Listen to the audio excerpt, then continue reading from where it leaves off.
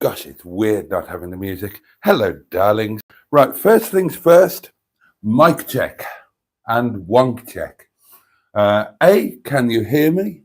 And B, are you on the wonk? Actually, you don't look on the wonk. Unusually for you, I think you've got it right first time. You look perfectly placed. I'll just wait and see if somebody says that they can hear me.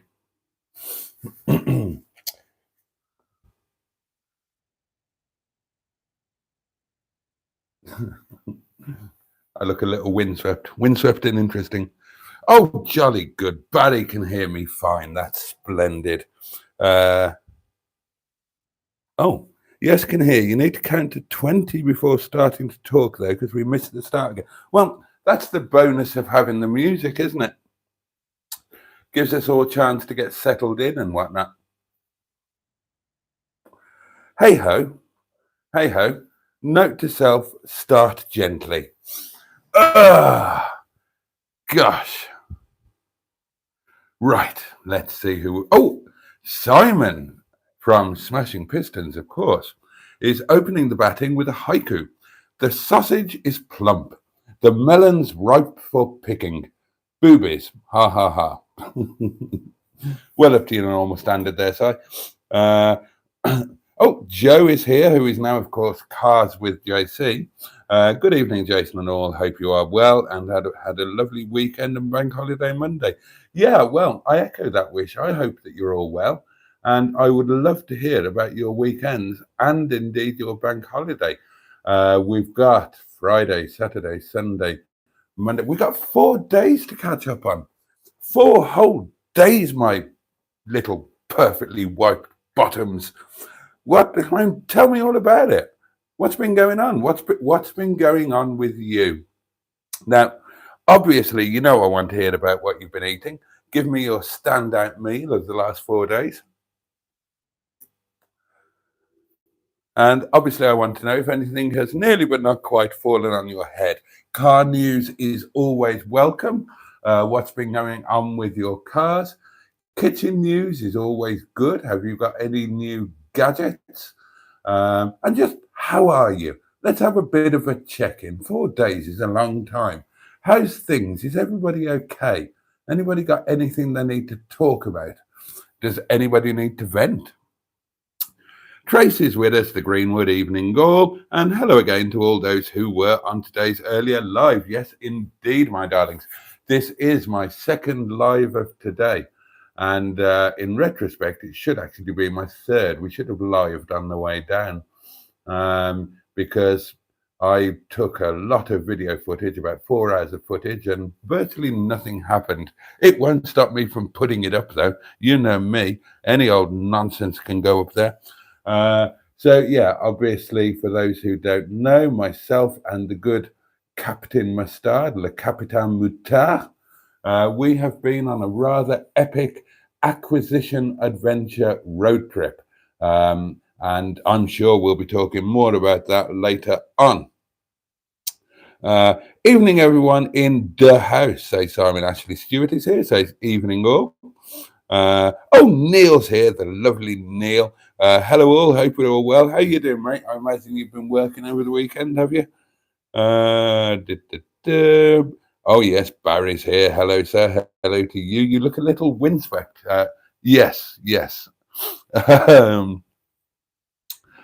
I love the flowers, says Joe. Yeah. When was it? Friday night? Friday night. Things I didn't have. That's not quite central, is it? Right. Things I didn't need to come back and do a live. I nipped into Tesco. Other supermarkets are available, and picked up some candles and some flowers. I thought it was about time. I mean, you deserve candles and flowers. You're such top of the range chums. You really are. Spanish Football Federation regional leaders call on their president Luis somebody to immediately resign. Oh, is he the guy who snogged one of the players, allegedly without consent? It's football. Who cares? I certainly don't. You could just clip the mic to the iPad, says Simon. That way you can turn away if needed. Ah. I didn't, Trace. Hang on. Let's experiment with that. Oh, that's going to be making noises. Hold on. Oh!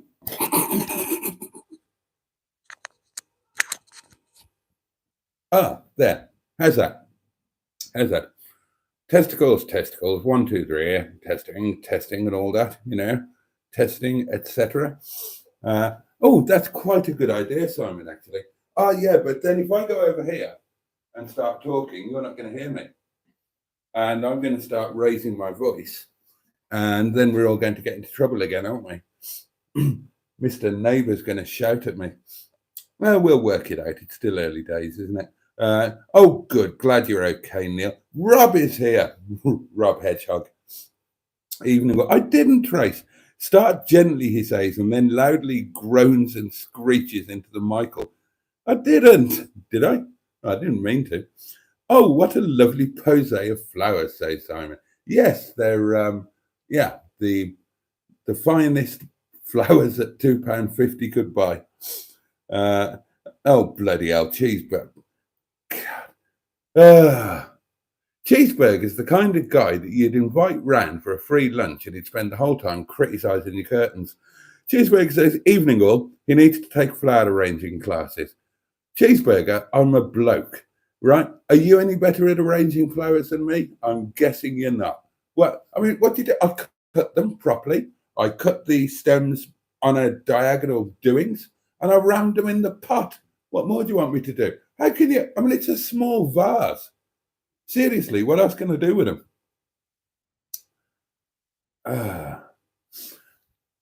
Our bank holiday. Are you hearing me okay? Let me just scroll to. Oh God, I'm already getting behind. Diddly do. Oh, you can hear me. Oh, the mic is perfect on the iPad. Well done, Simon. Right. Okay. Oh, right. We like the mic placement. Right. Okay. We'll stick with that then. And I will go back to, where did I get to? Comments. Ah, right. Here we are. Yes, it's Barry. Now, Barry's coming in with a cracking comment here. Our bank holiday, says Barry, who is also known as that guy from SETI Alpha 5. You all know him. Our bank holiday is and I should point out that Barry, although he's not technically a foreigner, he doesn't live here anymore. He went off to the US of A, so he did. Our bank holiday is this coming weekend in the USA, Labor Day weekend, and he's even spelt Labour in the American, i.e. incorrect way. He's missed out the U, which, saves time, I suppose. Yeah. Although, to be fair, I am guilty of putting U's where they don't belong. I still don't accept that there's a word burglar. I'm convinced it's burglar. I've always been convinced of that, and I always will be. Champagne SuperRover. Nice one, Ben. Yeah, absolutely. Oh, the car's name, by the way, I can't remember if I mentioned it in the live, but the car is named Windsor Davis in honour of, well, unsurprisingly, Windsor Davis, whose birthday it is today. We just thought it was, we did check, the car hasn't previously been named, so we're not treading on anybody's naming toes. And we just thought he really suited the name Windsor Davis. So credit to Mustard for that one. Yeah, it's a bit too sensible to be one of my names, isn't it? I don't see where you can't start with music, says Trace. Just play it quietly. Yeah, maybe. If I had the music closer to the but then if I've got a microphone, that's why I can't. Yeah, I tried that before, didn't I? And if I've got a microphone, it's difficult to play the music. Oh, we'll figure out a way around it. Good evening, all, says the lovely Trisha Alderman, and a very good evening to you.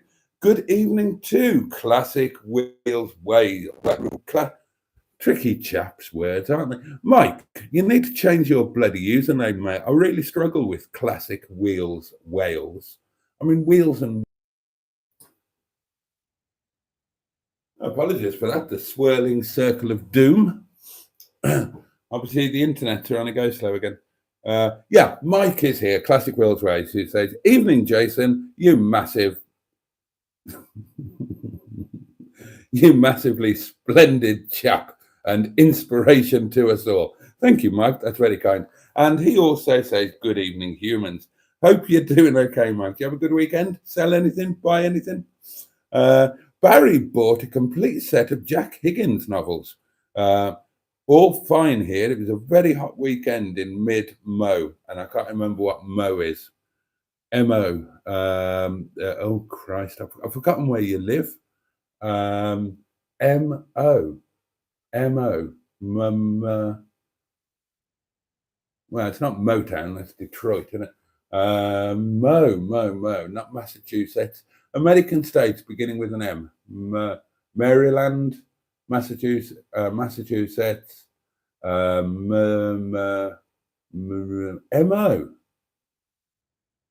No, I can't remember. Sorry. Cheeseburger says, "Been in the office today. Will be..." Oh, and Cheeseburger's going to be in the USA next week for Labor Day, and he also misses the U out. Oh, and it's another collection. We don't say that. That's a Hubnut thing, Mike. We don't do collection capers. We do acquisition adventures here. Another acquisition adventure for me as well. 6 hours, for heaven's sake. Well, what was it, mate? Tell us. Share. Joe is good. Just trying to get the exhaust sorted for Michael Jackson, as he's now turned into a boy racer.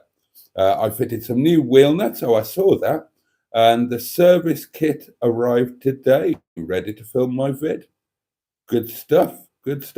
Simon says, "Went to Shedfest today. Bloody hell, meeting at 7:30 at Leicester Services. God above. I mean, that's like a community service order. That's basically a punishment, Simon. Oh, somebody's done a nice thing. Who's done a nice thing? Put your hand up. Oh, it's Ashley. Oh, bless you. That's really kind of you. Thank you very much indeed. That will go towards something. It will definitely go towards something. Ashley, thank you. Very, very much appreciated.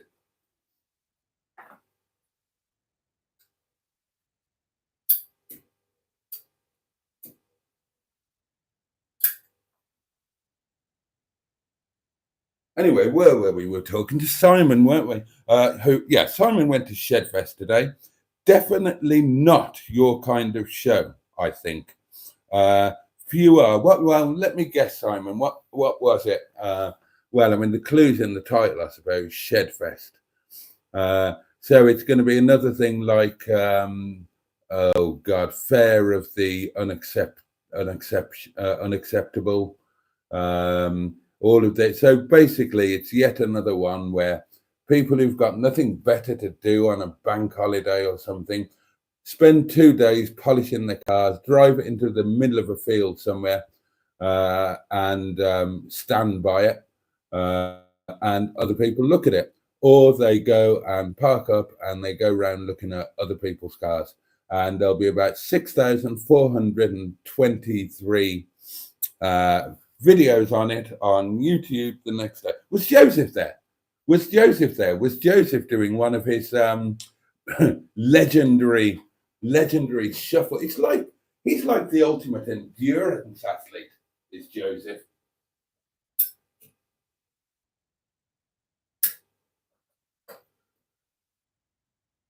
If ever a man deserved a Blue Peter badge, it's Joseph for his efforts at these various meetups and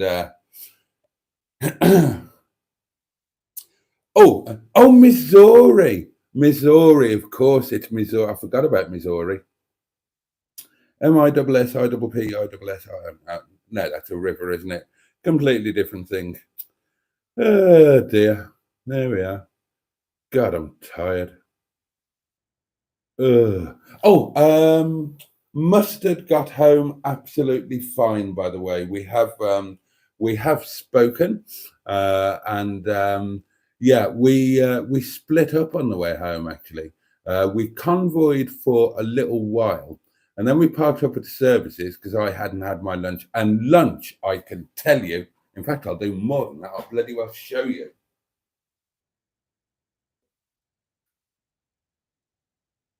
Lunch was an absolute triumph. No more sandwiches or overpriced hot dogs or whatever for me.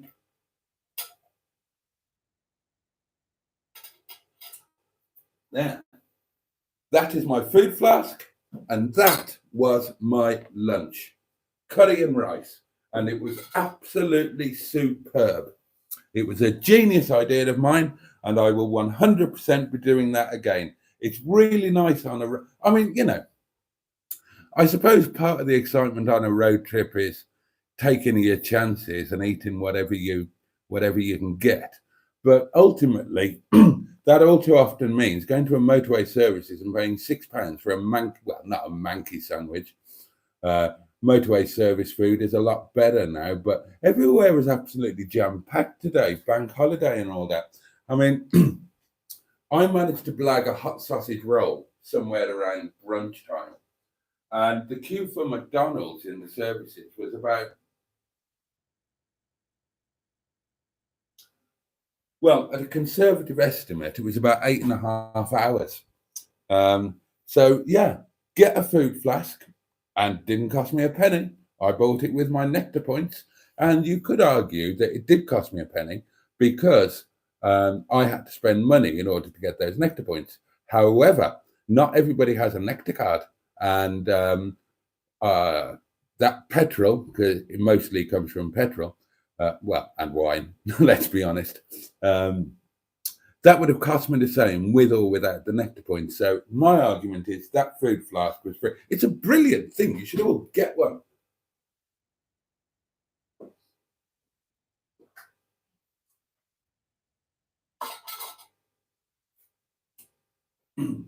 Look, I'll show you properly. Can you still hear me if I walk over here? You get the flasky bit, and then you get the screwy-on toppy bit. But the screwy-on toppy bit has got a smaller screwy inny top of it there, so you can have a small hole or a big hole, much like certain brothels in Missouri. And then you get a little plastic bowl, and it all goes together, and it's all rather brilliant. I am absolutely delighted with it. Genius idea of mine. Perfect for a portion of curry and rice. You could put spaghetti bolognese in there. You could put chili and rice. You could put chow mein. You could do all sorts. So, yeah, my road trips are going to be a lot more culinarily, not entertaining, what's the word? Satisfactory in future. So, yeah, I'm really chuffed about that.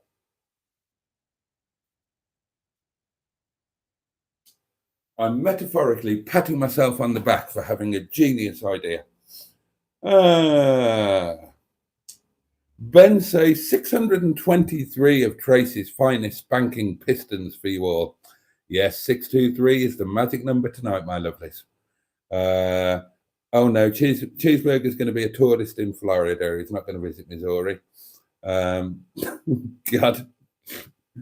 Barry says, been there, talking about Florida, podgered a local girl on the beach about 20 years ago. And new candles as well, says Joe. Yeah, I really splashed out. And they've gone up. They always used to be £1, and now they're £1.25. Talk about a bloody cost of living crisis. £1. Right. You must be on the wonk, right? Because as I look at you, those candles line up perfectly. But looking at you in the screen over there, the candles are on the wonk. Now, I know that those candles are straight. So that must mean that you are on the wonk. So I need to move you so that those candles line up perfectly. And that's not working.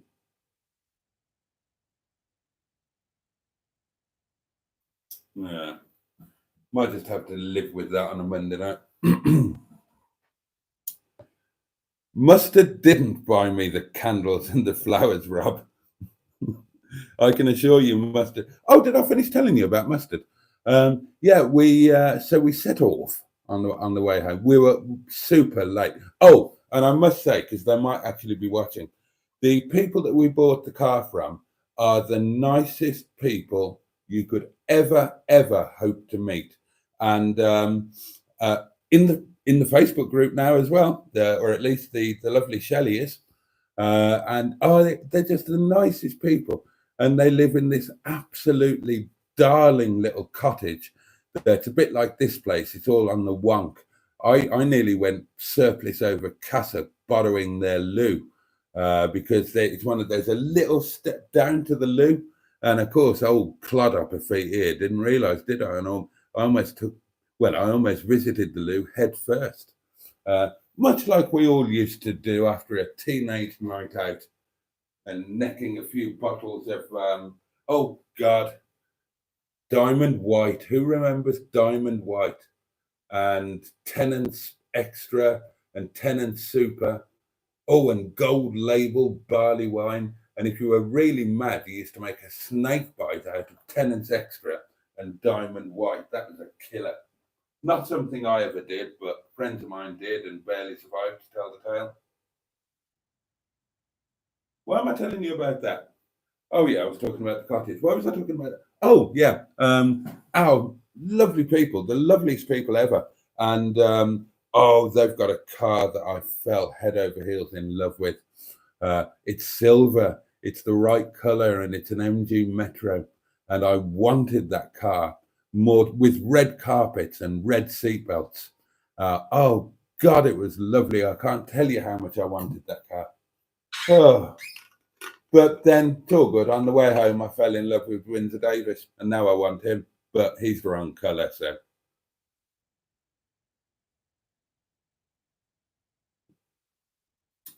Mustard is going to be the problem. Mustard is going to fall head over with Windsor Davis. Oh God. There's a vision you didn't want, isn't it? Mustard falling in love with Windsor Davis. Oh, lovely boy, lovely boy. They call me the Henry Paddington, sir.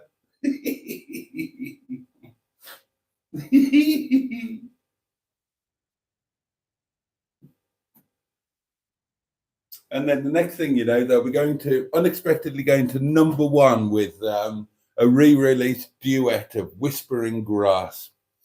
Except, of course, that Windsor Davis is spending some time being dead at the moment, allegedly for tax purposes, but he was a very lovely man by all accounts. He was actually born in London, but obviously to Welsh parents, and then went home to Wales. So, I mean, we count him as Welsh. It's not his fault he was born in London. And he had a very Welsh moustache, and I, for one, applaud him for that. I was telling you, so we set off to go home. So we did, to be sure, as you would. We couldn't stay there forever. And Mustard had to get back for his girls, and I had the live stream. I've got to go to work tomorrow night.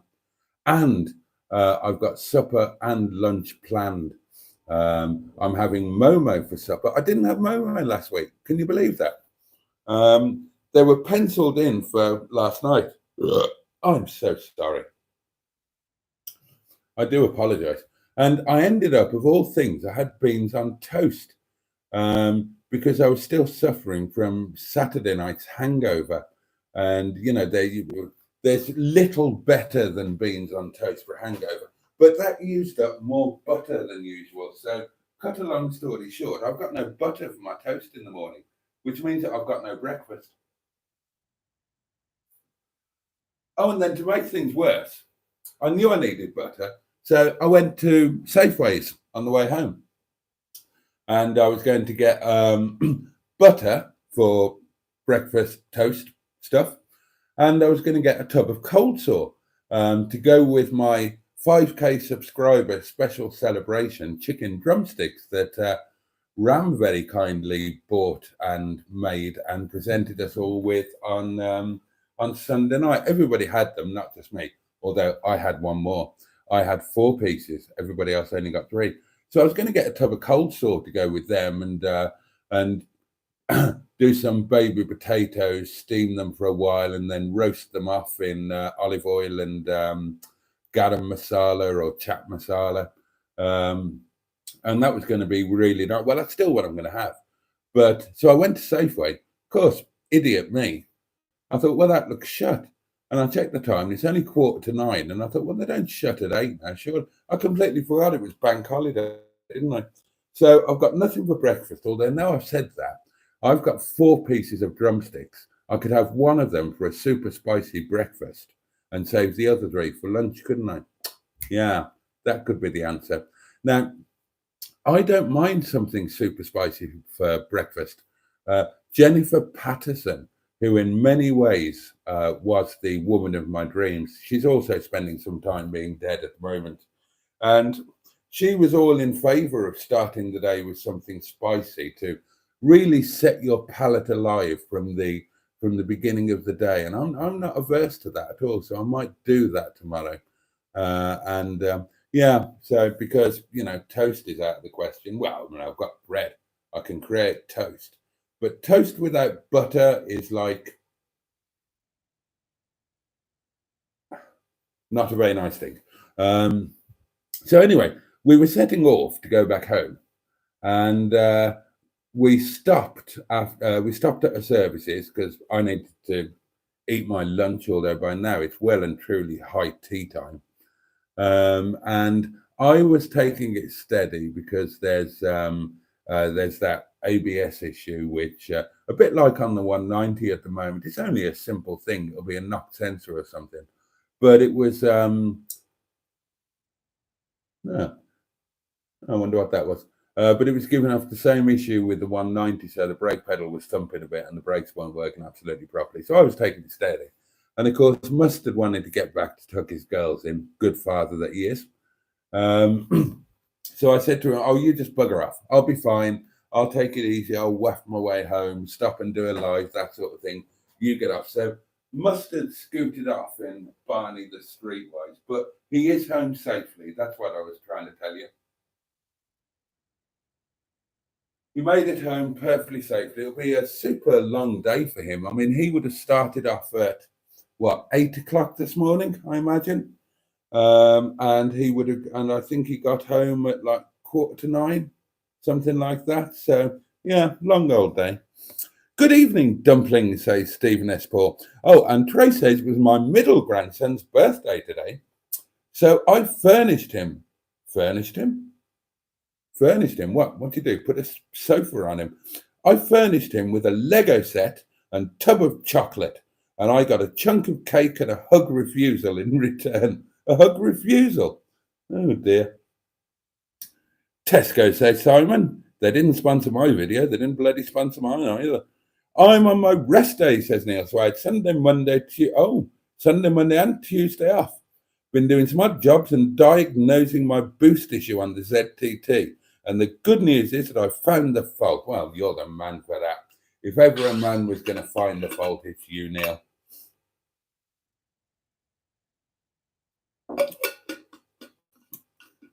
Oh, and yeah, everybody's liking the microphone on the iPad. So, yeah, well done, Simon. Ali Mack has rejoined us. He was with us on the earlier live. Good evening, Boaty. Good evening to you, sir. Pingu Concord is amongst us. That's never less than a joy.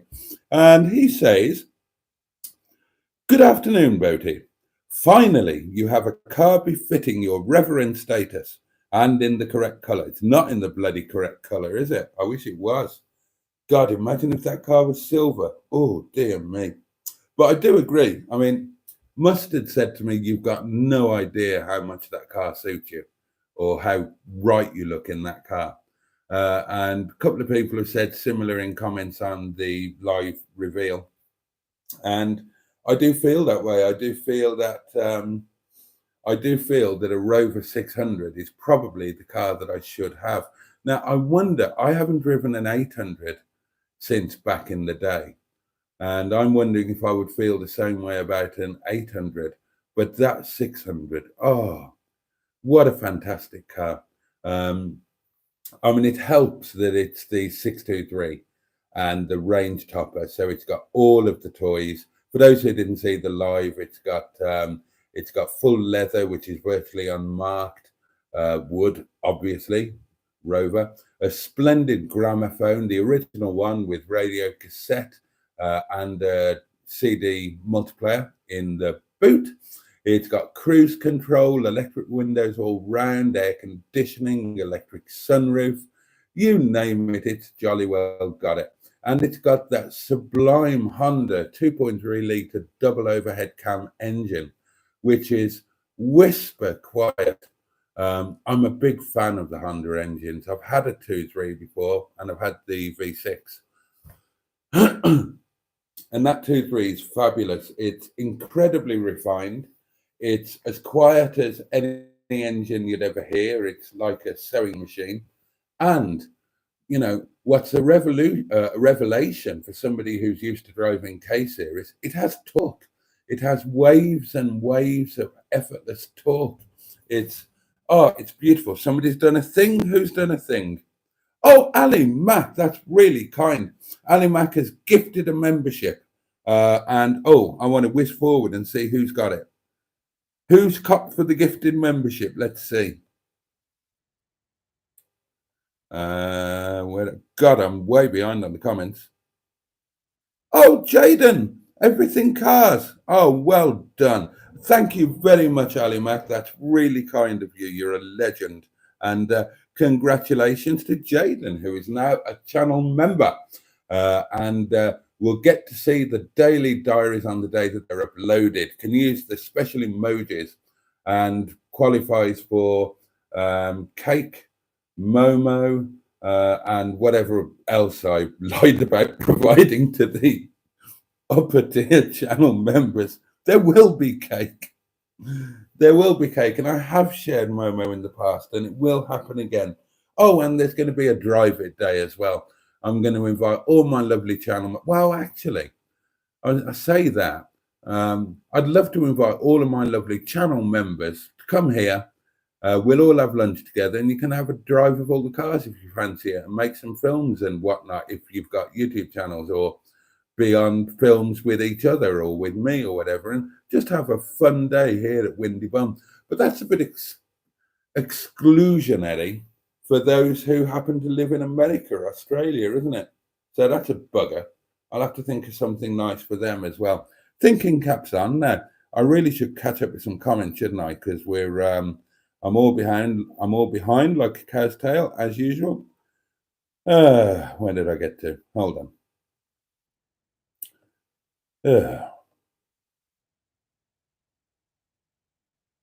I was about here, wasn't it? Oh yeah, Annie Mac said good evening. Oh, and Pingu was that, right? Steve Hogg says Boaty like. Oh no, I'm not reading that one. Cheeseburger says I give my wife flowers every week to arrange, so I don't have to. Yeah, yeah. There's quite a lot in your life that you've decided you don't have to do, and your wife does, isn't there, Cheeseburger?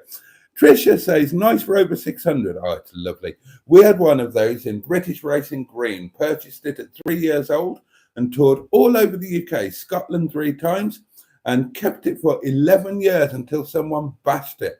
Oh, title nomination for the stream. Don't forget that. Ooh, you didn't hear that, did you? Don't forget that it is your job, your sacred task to give a name to this live stream, and Trace has come up with Champagne SuperRover, and yeah, that's Ben's, so that's a good one actually. I've screenshotted that. Well, Mike is coming up with his usual video title suggestion, and it's his standard one, another load of utter toss, which is accurate, Mike, but you know, live stream titles are about enticing people to watch them, not accurately describing what the poor people who do suffer them actually have to endure. Skick asks, how many miles has a new car done? It's up there, Skick. It's done 120. But it's obviously been impeccably maintained. It's got full service history with it, and it drives like a brand new car. I mean, obviously they will do the miles, those units. It's that 2.3 is a very de-stressed unit, so shouldn't have any problem doing 250,000 miles without you know, as long as it's properly maintained, without any sort of an issue. And yeah, God, I can't tell you how beautifully well it drives. It's lovely. And this is a Windsor Davis reference from Barry. Oh dear, how sad. Never mind. Yeah, I love that one. Stop naming cars, you weirdo, says Mike. No. You start naming cars. You're the weirdo for not naming them. We're not weirdos for naming them. Cars should be named, unless they're like brand new and boring.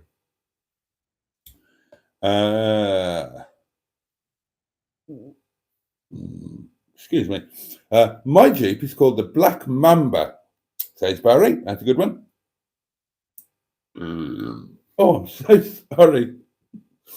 That's a late lunch for you, isn't it? Dear me. Cheeseburg says, video title, in the voice of Windsor Davis shouting. Oh, I better not shout. I don't want to upset Milado there.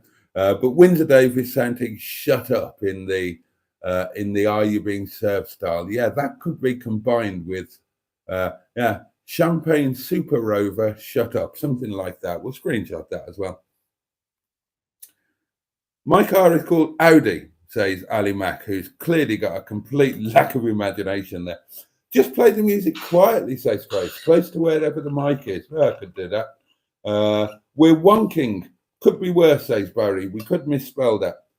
Don't name cars, please, says Mike. What have you got against naming cars? Right? If you've got more than one car, then how are you going to differentiate them?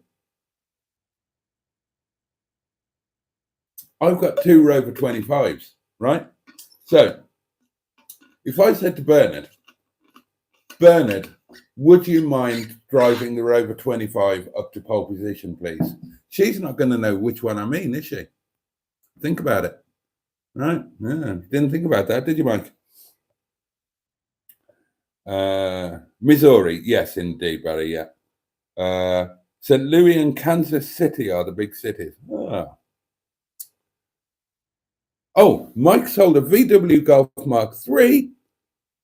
Oh, and took a Rover Streetwise 2-litre diesel in part exchange. It's not silver, is it, Mike? And that is the unknown banker pinging me. You saw my short and didn't like it, says Joe. How rude. To be honest with you, Joe, on my main channel, I don't like any videos because that brings up a thing on your homepage of videos that you like, I think. Or am I mixing that up with something else?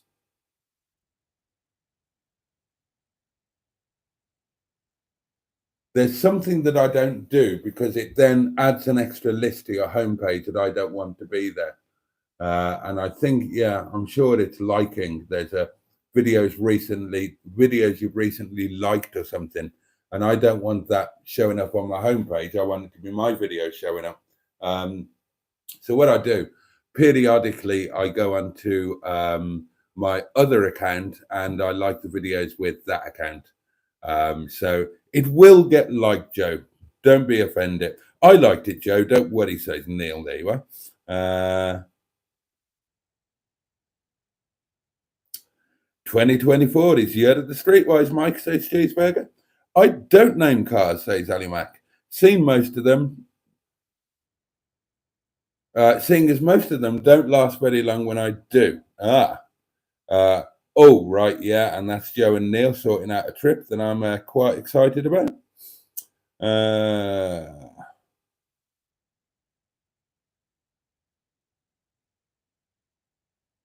then we're banging on about...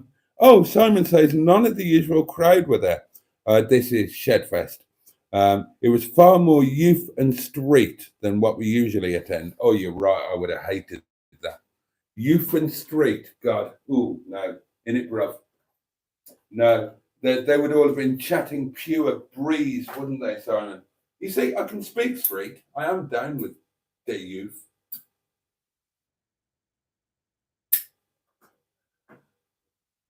But I rather preferred my day wafting along with Le Capitaine Moutard. Ulez comes in tomorrow, says Black Lines. Thoughts? Well, that's a really interesting one. That is a really interesting one. Now, obviously, ULEZ doesn't affect me, thank goodness. None of the clean air zones affect me because I don't go into cities or, very, very seldom. I mean, I've got cars that are ULEZ free, so if I did go into the city, I would take one of those. But yeah, thoughts on ULEZ. My thoughts would mostly be political thoughts, and I think that ULEZ will be politically managed. Labour have pledged, was it Labour? That they've pledged that when their vote, no, it wasn't, was it? It was the Conservative candidate for Mayor of London has pledged that if she is voted in as the next mayor, then the first thing she will do will be to remove all of ULEZ. The TFI report shows that it makes zero difference in terms of improving air quality.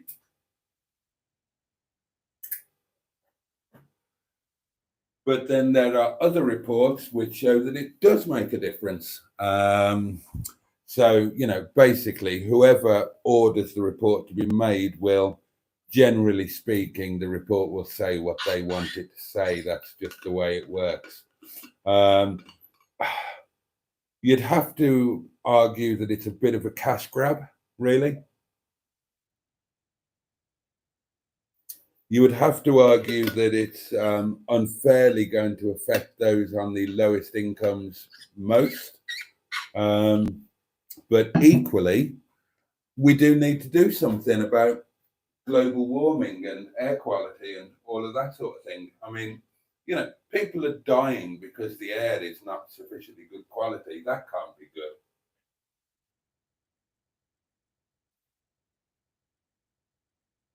But, I think that, I suppose if I thought about it, then ULEZ is probably a necessary thing.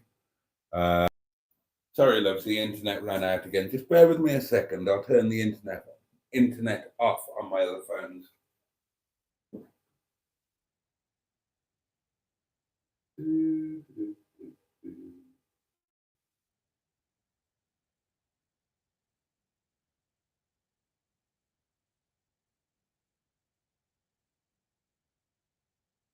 That's one. Where's my other one?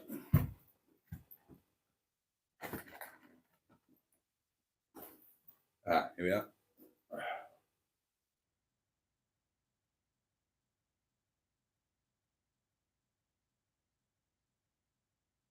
There we go. Now, remind me to turn them back on, because otherwise all of the footage from today won't be uploaded to cloud and then downloaded to the iPad. So I'd be interested to hear all of your thoughts on ULEZ. What do you guys think? Tired, says Trace. I think you need an injection of wine. I agree with that. Don't let me drink any more Vimtokes. It'll make my wine taste horrible, and it's only 15 minutes away from wine time.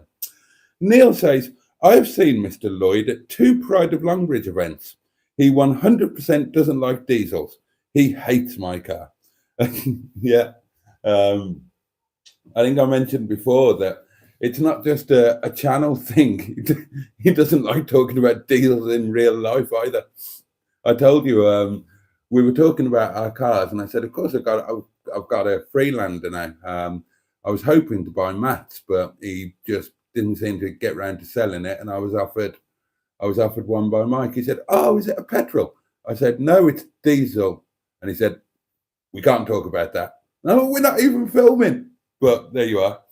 Yeah, he really doesn't like diesels, and it's basically it's all wrapped up in the ULEZ stuff. That's the reason he doesn't like talking about them.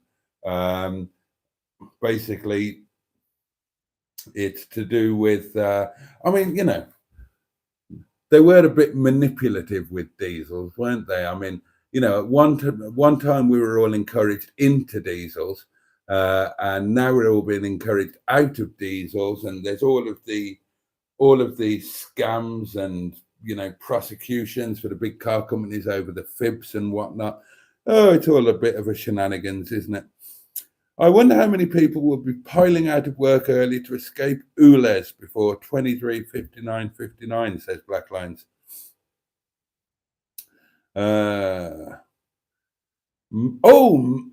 Mark, the lovely Mark Passad.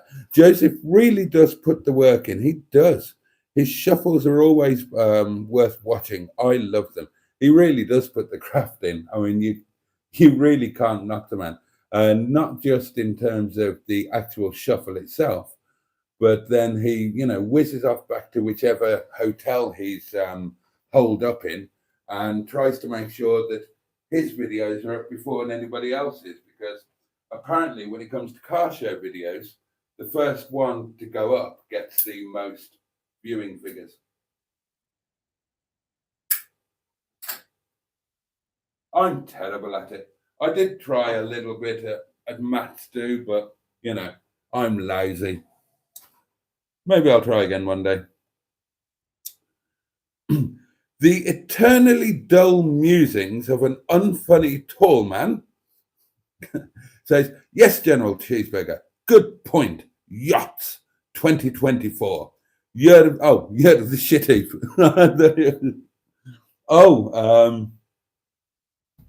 Well, we'll talk about that when I've gone through some comments. Streetwise news. Ali Mac says, Black Lines, good evening. Please don't mention that or I will rant about it again on Friday. Oh, did you have one of your epic rants last Friday? Why I took the Streetwise diesel in part exchange just to make the deal. Well, that makes total sense. Is it silver, Mike? And is it a 3-door? If it's silver, consider it sold. Joe says, I had chicken salad, hummus, and coleslaw, and a few slices of ham. Random lunch, but it was yum and got me through my day on the road. Good stuff. Trace says, I have a thermos food flask. 6 hours of heat and looks sexy too. I was looking at them, especially because they come in a bigger version as well. But it was 28 quid, Trace. £28. I mean, it did look super sexy. It was in like metallic red, and the bigger size would be really useful because this one is actually just a wee bit too small. I miscalculated today, but it was 28 quid, and that was 11 quid, and I had £12.50 in nectar points. So when I'm rich and famous, I'll upgrade it to one of the big posh thermos ones like you. And we can be flask pals. Skick says ULEZ will make its way all around the country. Think Manchester will be next. Well, Manchester had a clean air thing, didn't they? That they kind of were about to introduce, and then for whatever reason they put it on hold and decided not to. Sheffield is doing a clean air thing, has already done it. I don't know. Since, I've not been to the casino for a year, have I? And that was the only reason I ever went to Sheffield. So I've got no idea if Sheffield is clean airing or not. Has Birmingham got one? I don't think it will be ULEZ, says Cheeseburger. It will be Paper Mile next. Oh, bloody hell. Neil says, can you... Oh, right. Yeah. The Monday's fine, Neil. The Monday's fine. Nothing booked as far as I'm aware, and as long as I know, obviously, I will keep it free. You're pissed, says Mike. I haven't touched a drop. And Trace agrees. He doesn't touch the wine until 11, hence why he's tired now. He needs wine. I do. Oh, don't forget to freeze your wine. Oh, I forgot.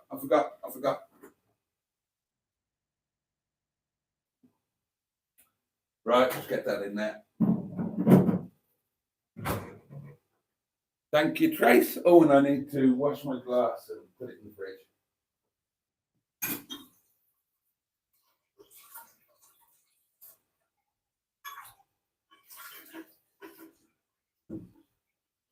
I'll tell you what, I'll put the wine in the freezer. Let's let's go for the whole chilled experience, shall we? Excellent. Thank you, Trace, for that reminder.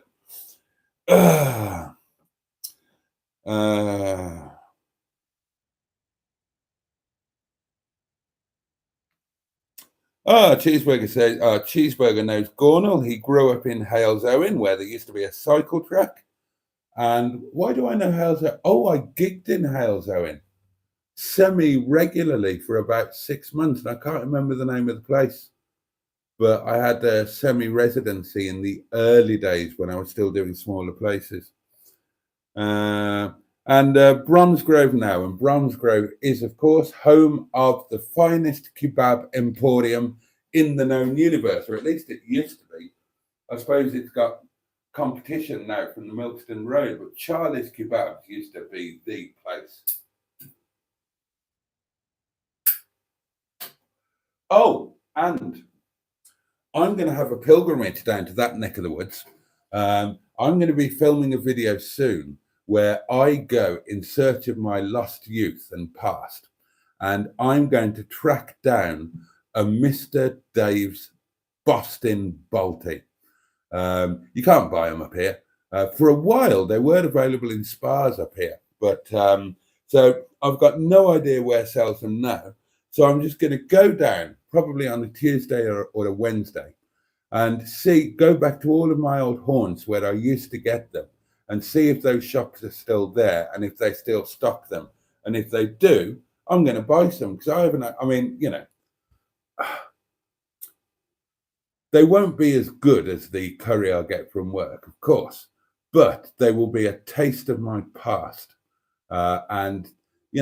Before I learned to cook myself, and I don't mean cook myself, I mean before I learned how to cook, do my own cooking. I didn't cook parts of me, nothing like that. I'm not weird or German. But they were a massive treat. I've told the story before. I first met Dave Homer, his name is. He's a lovely guy.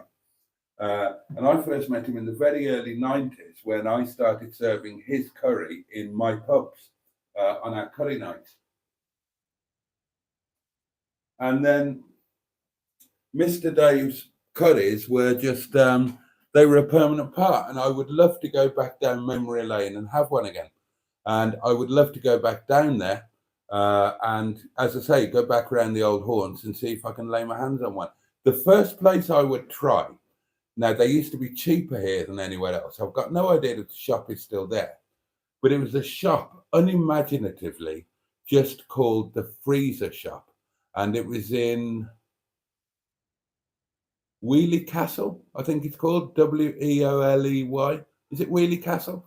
And there was like a square in the middle. And there were shops all round the square. And the freezer shop was one of those. And they didn't actually sell freezers. So not only was it unimaginatively named, it was incorrectly named. They sold stuff that you put in freezers. And they had all sorts there. They used to, I'm going back 20 years or something, aren't I? But that used to be the number one place to get Mr. Dave's because they were always a little bit cheaper there. But that was a bit of a schlep from where I was in, probably Cook Hill at the time. So other places, the garage cheeseburger. So if you're heading south from Bromsgrove down the road, can't remember the name of the road, but if you're heading down towards Droitwich, then just before you get to the TV or radio transmitters, there's a garage on the left there. They used to sell them. And then in Bromsgrove itself, up by the M42 island, up by the M42 island, there was a garage there and they used to sell them. Oh, Beeley Garage used to sell them. Beeley Garage. So that's, just before my old place at Portway. So I would try all of those places and see if I could get hold of them.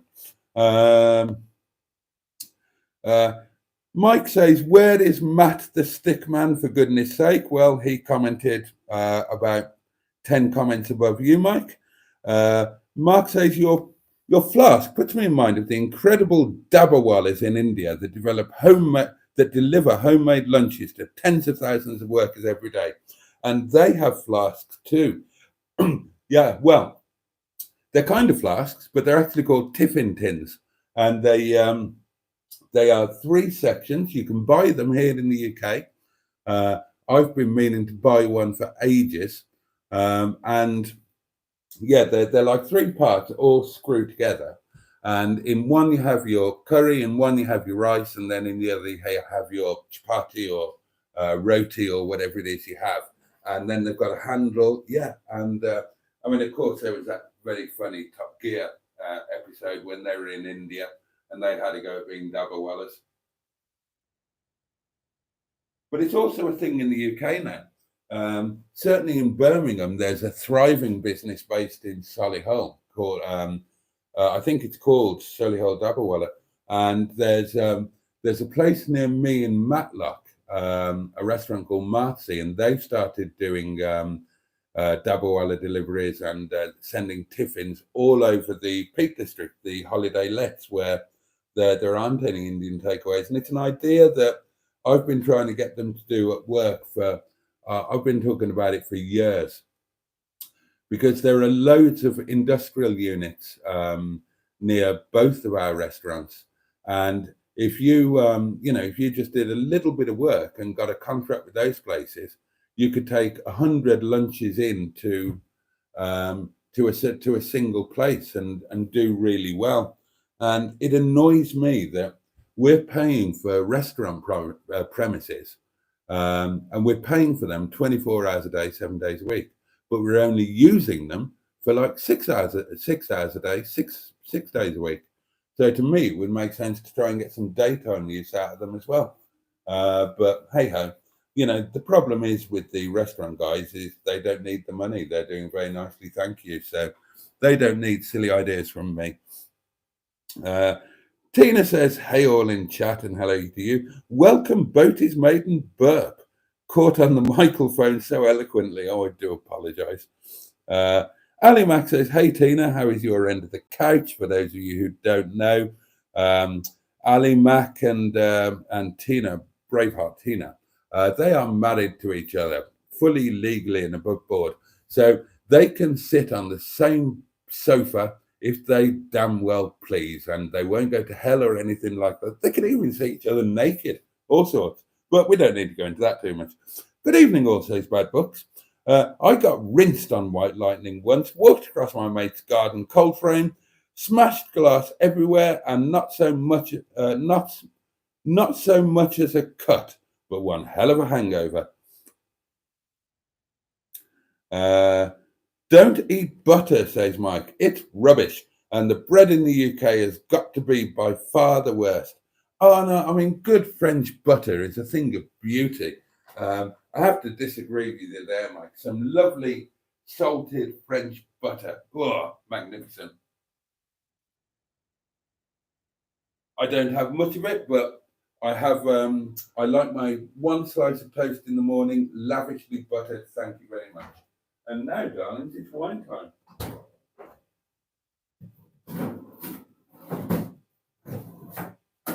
And I can't find it. Here we are. Oh, a nicely frozen glass. Look at that.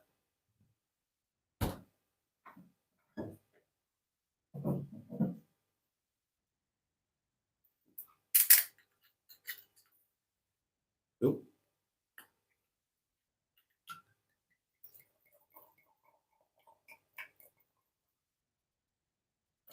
Lovely.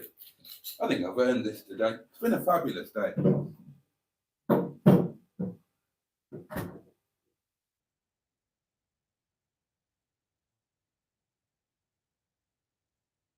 I would thank Captain Mustard for a fabulous day, but he's not watching this.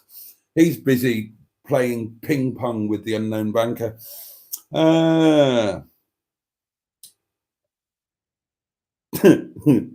Black Line says, hey, Ali Mac, you'll see soon enough when she makes you kip on it. He's only 20 minutes behind so far, says Trace. Yeah, well, business as normal. Then I'm going to crack through them again now. 4 hours behind again, for goodness sake, says Mike. Cheeseburger says, you don't put butter on beans on toast, you Philistine. Yes, you do. And Black Lines agree. Yes, you do. Of course you put butter on beans on toast. You can't have, oh God, I've got one tiny portion of beans in the fridge. I mean, God, could I put that on toast without butter? I mean, there's not many there. I mean, there's a bit of bean juice there. Oh, but without butter. That's a bit grim, isn't it? Oh, for those who haven't seen my daily diary yet, let me show you this. These are the 5,000 subscriber celebration drumsticks. We have drumsticks when it's a special occasion or a celebration.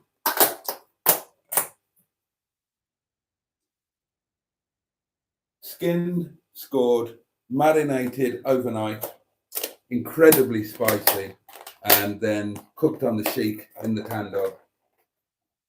And they're the best thing ever. Now, Nepali tradition means that whoever is celebrating, oh, excuse me, should buy the drumsticks for everybody else. So if you've just bought a house or you've got a new car, anything like that, you buy drumsticks, which seems daft to me because if you've just bought a house or a car, you're skinned. Oh, somebody's done a nice thing. Who's done that? Oh, it's Trace. Oh, thank you, Trace. Oh, bless you. Oh, Trace has managed to get her stuff sorted and she's a proper channel member again. Oh, that's brilliant. We've missed you having the doings next to your name. Thank you, Trace. Oh, and you'll see the daily diaries now, won't you? As if you haven't got enough to catch up on. Oh, cheers, darlings. You're very good health.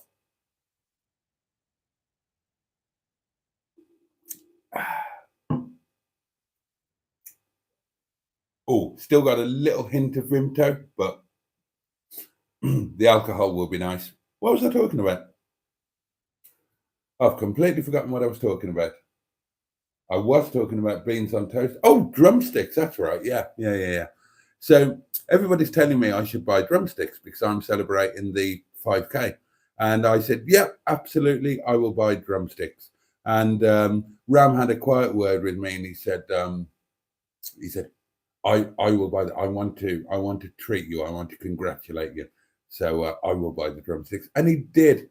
And we all had drumsticks on Sunday. And I've told you I'm having them for lunch tomorrow. So there we are. So Ram's like that. He's absolutely lovely. He's such a sweet man. They're all lovely. And they're all really invested in this YouTube thing and have been from day one. You don't see them much because there's a bit of a language barrier and there's times and whatnot, but they're all over it. They know all of my latest stats. They want me to do more filming with them, as I've said before, but that would need to be on a Monday. I mean, they've told me, and it's true, that if I went on a Monday to one of their big celebrations and I filmed it, and they would make me very welcome, and if I filmed it and put it on YouTube, they reckon I would literally overnight pick up 1,000, 2,000, 3,000, 4,000, 5,000 subscribers from the Nepali communities all over the world. They're a very close-knit community, and all Nepali YouTubers do very well because their culture means that they all have to support each other. So if I put any Nepali video up like that, I'd get a shed load of subscribers, literally like that overnight. So I ought to do that, really, shouldn't I? One of these nights. Butter on beans on toast? Yes, says Trace. Just a scrape for the flavour and mouthfeel. Not just a scrape. Lavishly buttered. The butter melts. What's the point? Melted butter. Melted butter is brilliant. And then I've got to the gifted membership. Thank you again, Ali Mac, and congrats, Jaden, on your month of channel membership. You gent, says Trace. I agree. Silverstone Auctions have got a very nice XJS Lister Le Mans 7-litre supercharged convertible with 500 brake. Cool, bloody hell. I bet that's a few quid, isn't it? A Rover 827 I would love, says Black Lines. I would need to drive one again to see if it really grabbed me like the 600 did. The 600 Super really are. I'm just head over heels in love with that car. Cheeseburger says, Trace, you eat the beans separate to the toast and then eat the toast soaked in juice and brown sauce separately. Oh, God, you want locking up. Mike says, Ali Mack, you superstar. He really is. Neil says, make some film. Sounds like a day out with the National Swingers Association.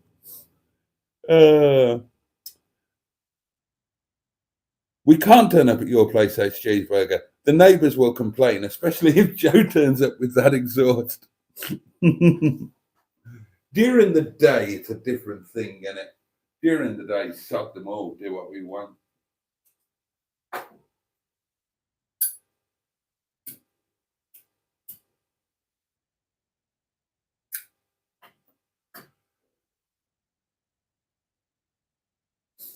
Am I catching up with the comments yet?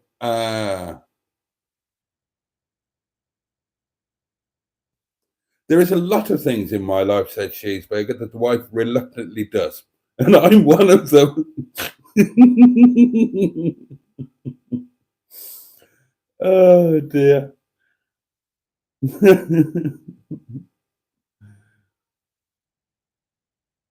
Oh, dear.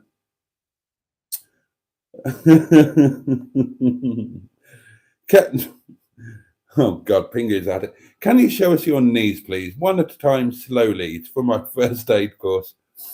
Oh, dear. Oh, Roger the Rover was silver, says Tina. Question for the group, says Cheeseburger. My car needs new boots, 20-inch alloys. Original equipment is 1,500 quid. I don't drive like a lunatic and can get new budgets for 400 quid. What would you do? Well, I know what I'd do. I'd get part warns. I can't afford 400 quid for budgets. Get a pair of part warns from one of the Polish guys. Other nationalities are available. Don't get budgets, advises Mike. Get a mid-range. Not a bad shout, Mike, says Cheeseburger. That's about 750 quid. Bloody hell. I have far too many cars to name, says Stephen S. Paul, and he really does. Rob says, he asks, lots of potentially cheap older cars. Lots of potentially cheap older cars as a result of ULEZ then. Well, that's got to be a possibility, hasn't it? Trey says ULEZ is pushing up the prices of cars that are ULEZ compliant, in some instances by thousands. For me, because I live in London. Well, I hope that's true, Trace, because I've got a ULEZ. My Rover 45 V6 is ULEZ compliant. If that gets pushed up by thousands, I'll happily sell it. Trace says property developers need to be banned from cutting down the trees and made to plant more. That wouldn't be a bad shout. And apparently, according to at least one report, buildings are more responsible than vehicles for poor air quality in central London. So believe that if you will. I mean, I imagine the building of buildings would be, but I don't know how they contribute to bad air quality when they're already built and just there. And Bad Book says your 45 V6 is ULEZ compliant. It is indeed. I checked it. It's okay, says Ali Matt. People are dying because of air, but if we charge £12.50 a day, that will save people. It's a bit of a cash grab, isn't it? It is a bit of a grab. Don't freeze your wine, says Trace. Regarding ULEZ, says Skick, think you might change your view if it impacted you. Skick, it absolutely would change my view. It absolutely would change my view. But but it doesn't impact me. So, I mean, you're right. And it's easy for me to talk about it when I'm not affected by it. But, that's part of the choice, isn't it? I mean, I made a deliberate choice to live out in the sticks. And, you get downsides to that, but you get upsides as well. And decent air quality is one of them, although I obviously live near to a fairly busy road. But, the air around here is lovely. There's green stuff everywhere. There's trees everywhere. And the air is jolly nice.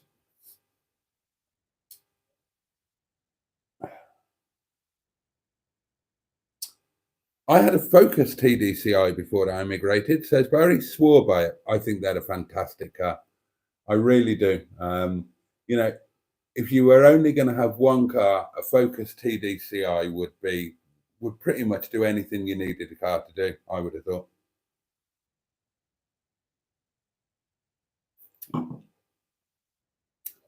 Petrol Pedo did a great video on diesels last week, says Cheeseburger. Not familiar with that channel. Diesels are the best, says Mike. I did think about buying a bulletproof Range Rover V8, says Ali Mac, but my budget won't allow it. Mine neither. I've got to head out, says Barry. Catch you later, guys. Thank you for joining us. And Ali Mac's telling Mike that he loves his 19-year-old Audi A4 B6. Oh, it is a 3-door, the Streetwise. Oh, I prefer the street door. The 3-door. Street door? 28 quid for a thermos? What the heck, says Trace? Mine is raspberry metallic and cost me 16 quid. Yeah, but that was probably 25 years ago, Trace. It was 28 quid in Sainsbury's. It was right next door to that one. The smaller one was 24 or 26. And like the double size one was 28. I mean, it's a fabulous thing. Cardiff has put the clean air thing back to 2027. Cheeseburger says Brum does have ULEZ, comes in around the ring road at 5 ways. That makes sense.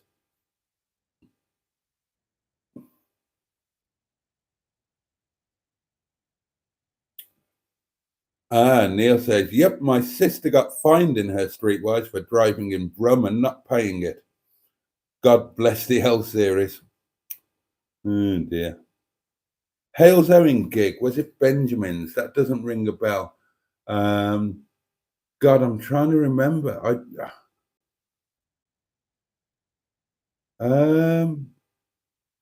If you said the word, I might remember. It was a club. It wasn't a pub. It was a club of some sort, and I did what I thought was a one-off, and they really liked it, and they had me back quite a few times. And they would have kept having me back, but I'd started doing bigger ones by then, and I was priced out of their market. Can't remember what it was called. Let me know when you're coming down, says Cheeseburger. I'll call you a tosser to your face. Oh, Mr. Dave's are everywhere in the West Midlands, says Neil. And Cheeseburger says, Mr. Dave's, I can research that for you. Oh, brilliant. Wheelie Castle, keep your doors locked. Yeah, it was a bit like that. Oh, I'll bring some up if you want, says Neil. Oh, God. I quite fancy having the trip down there, though, and, going around some old places. But thank you.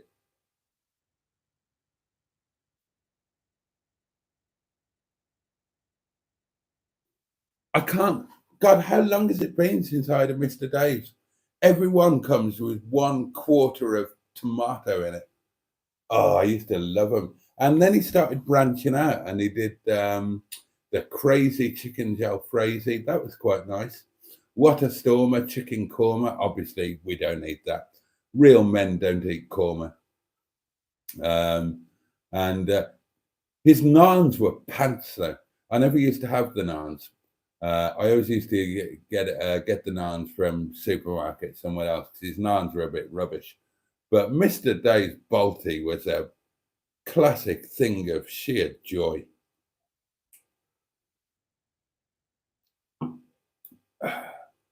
Oh, A38. That was it. I almost said the A38, and then I thought, no, I've got that wrong, because the A38 is up here and goes down to Derby, but goes all the way down, doesn't it? The M42 Island Garage is, it's a national chain now. Beeley Garage is still around. Oh, that's good to know. God, so many years since I was there. Turn the restaurant into a dark kitchen in the day for curry. That's the other thing I've been banging on about Cheeseburger. And they won't listen to me. They're talking about opening more branches, right? And I keep saying to them, my idea is this. Now, the dark kitchen is obviously a good way to go. Everybody discovered that during the lockdown, and they changed premises or shut down everything apart from the kitchen and operated as a dark kitchen. We did the same, and our business didn't change. We were making the same money when the restaurant was closed as we were when it was open, because your expenses are really drastically reduced. You're working on, all you need is 2 chefs and a couple of drivers for deliveries. So when it comes to opening a new branch, I tell them, don't throw 80, 90, 100 grand at refitting a new restaurant. Open a dark kitchen on an industrial unit and do it in Sheffield. Nepali restaurants are popping up everywhere, but there isn't one in Sheffield. And Sheffield is a place where there are customers for proper ethnic food. So I said, if you really want to make a killing, open a dark kitchen in the southern part of Sheffield, like around Woodseat, somewhere around that, where you'd get some dodgy unit for, like £5 a month or something ridiculous. And just do delivery only, run a fleet of drivers and cover a big old radius, cover a 12-mile radius, something like that. And they'd make an absolute killing. They've got no competition. But they're looking at opening places where they're going to be in competition with each other. It's daft. And I showed you the one in Alfreton where we said, don't open there for God's sake. And they did, and they've done no business. But I don't know. They're not listening to me. Sheffield is too far from Nottingham, blah, blah, blah. But, if you want to open a new branch, and it would work wonders because they've got an existing brand that's known, incredibly well respected. We've won Curry House of the Year more than once, and that's a national thing. So same brand, dark kitchen, delivery only. Keep the prices the same as the other 2 branches, but your expenses would be so drastically cut that your margins would be incredibly maximized. I can't understand why they don't do it. But there you are. Has anyone banded around the idea of me taking on Barney yet? Yes. That's what I was going to talk about earlier.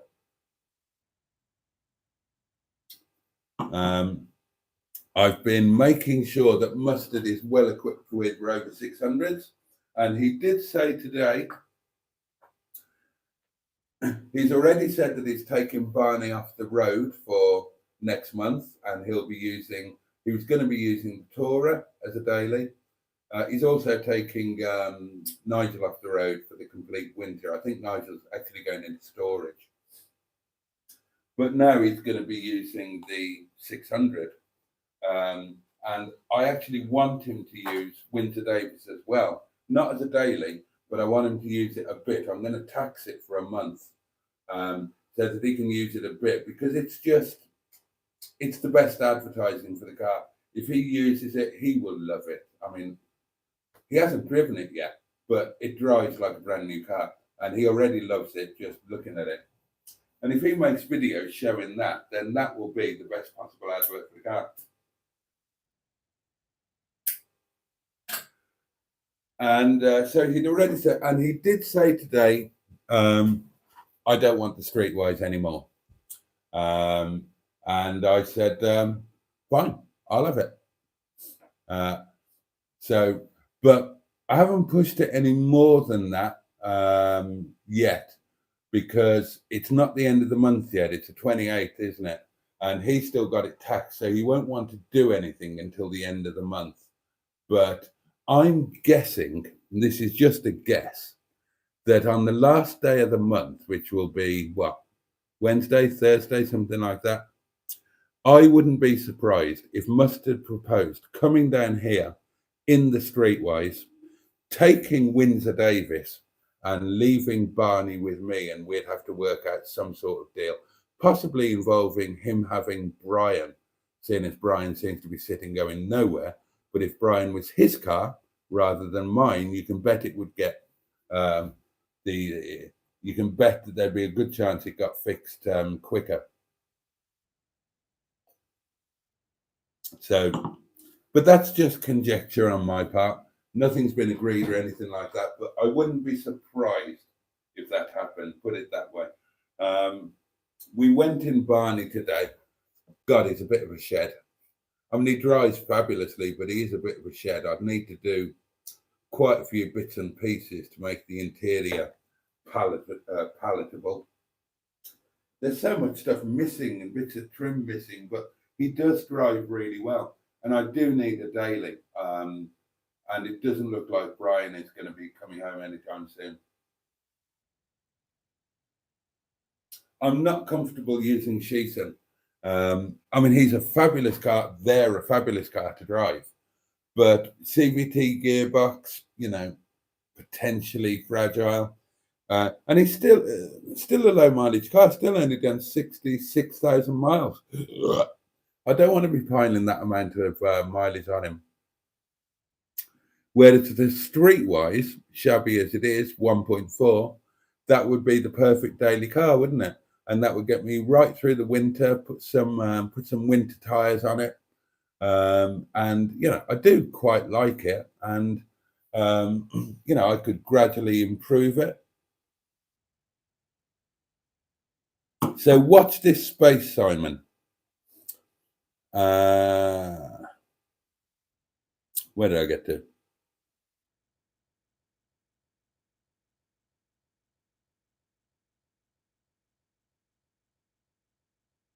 Hang on. That's where I got to, isn't it? If the banker is unknown, how do you know the money is guaranteed? Well, the banker is unknown to you, not to me, and not to Mustard. Right, okay. You did, Trace. You did say you'd be back as a channel member, and indeed you are. God bless you.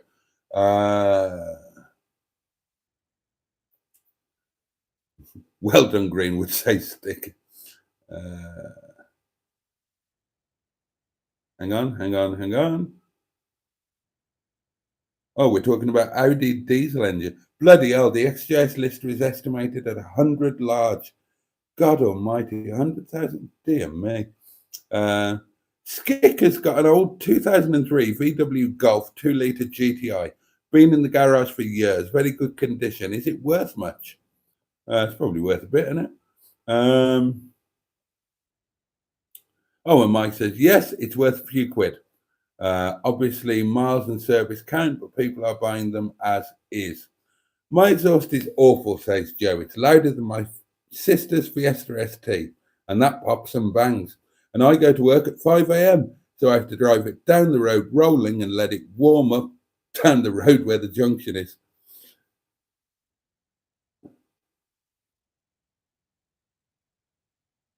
Oh, right, there's a bit of an argument going on there. Well, I think we'll keep out of that one. Sod the neighbours. Bash it, Joe. Joe, you've been sold a shitbox. Did you get an AA inspection? And Neil says, well, I looked at it for 5 minutes, if that classes as an inspection.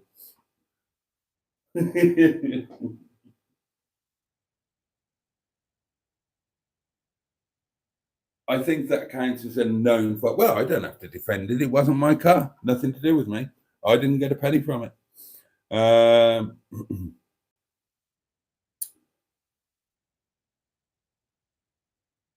my Skoda Fabia with 1.9 TDI lump was a joy. There was a Golf Estate with the same from memory. Would love to chip one of those.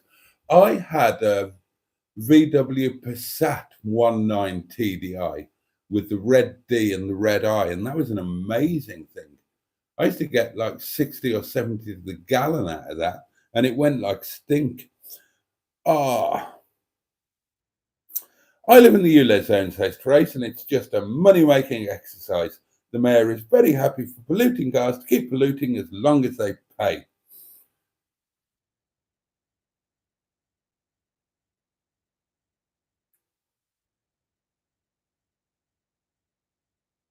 Right, okay.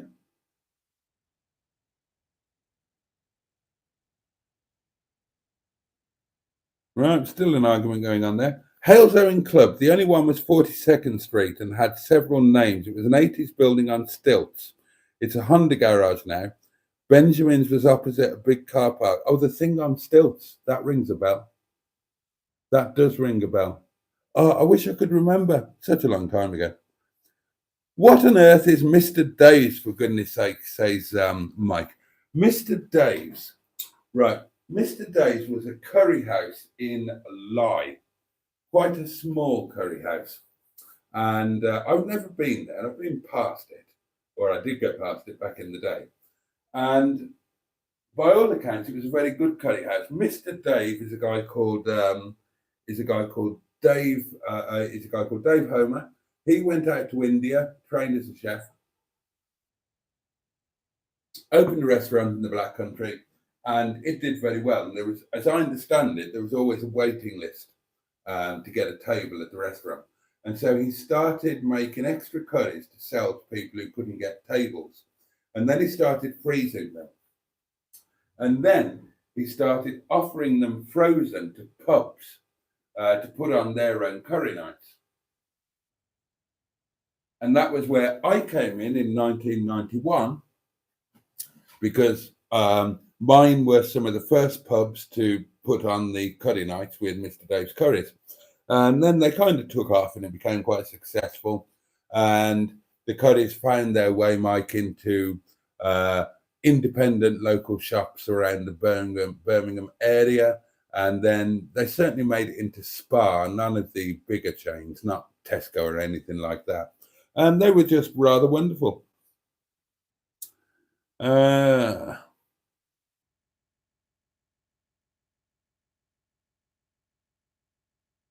Right, okay. Right, okay. Splendid. Here's a good question from Pingu. Do you prefer the 623 to your Dicker Dum Dum?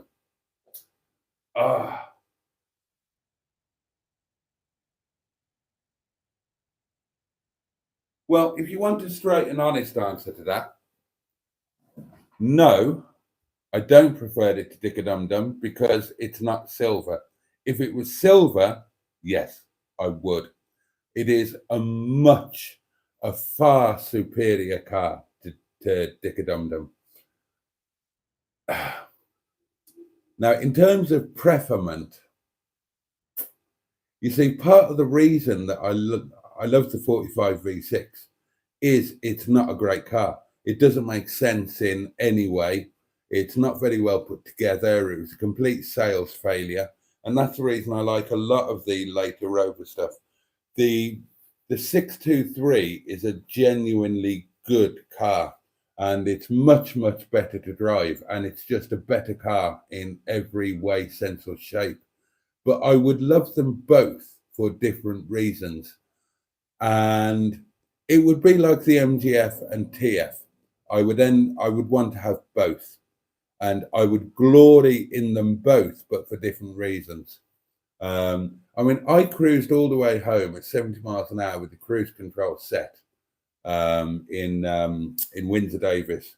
And it is just a stunningly good car. It's incredibly comfortable. The engine is sublime. It's incredibly refined. It's the best car that I've driven since I was taken poor. And I've had Lexuses, and it's better than my Lexus were. It's a sublime car. You've got that wonderful Honda-ness tied in with the magical Rover-ness. It's peak Rover. It's, in objective terms, it has to be the best car that they've ever made. Has to be. Now, I can't remember what the lesser 600s are like, you know, with the smaller engines and the lower spec levels.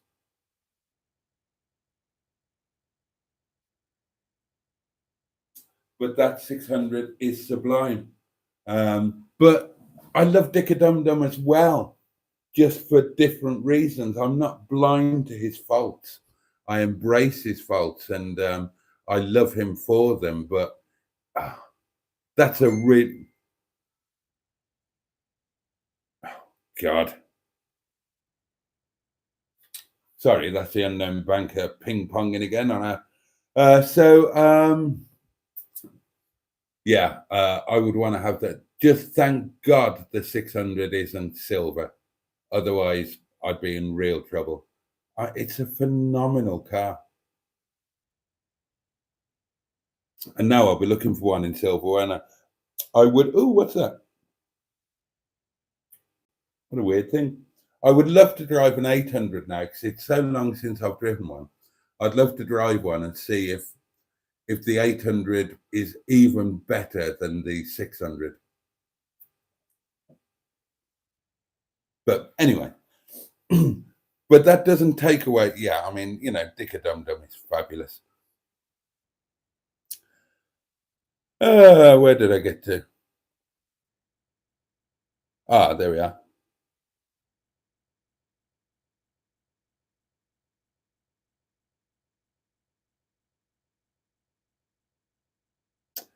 Barney is 100% going to be coming on the Boaty fleet soon, I think, says Joe. Yeah, I've got... I wouldn't bet against that happening on the 1st of the month, in all honesty. I think I'd oh, God. See, again, choices. I think I'd actually prefer Brian. But Brian's not getting fixed anytime soon. And the Streetwise makes more sense. Brian is too close to Shison. So as a fleet member, the Streetwise would make more sense because it's that little bit different and it would fill a gap. You know, I've got two 25s. Okay, they're very different. Well, they're quite different. One pre-facelift, one post. But, you know, the Streetwise would be that little bit more different. I mean, I'd want... And that extra bit of ground clearance would be better for the winter, and it does drive really well. And, you know, back to my original premise for these things, it's a car that needs saving. It's a car that needs a bit of love. Well, it needs a lot of love thrown at it. But, oh, we'll see what happens. We'll see what happens.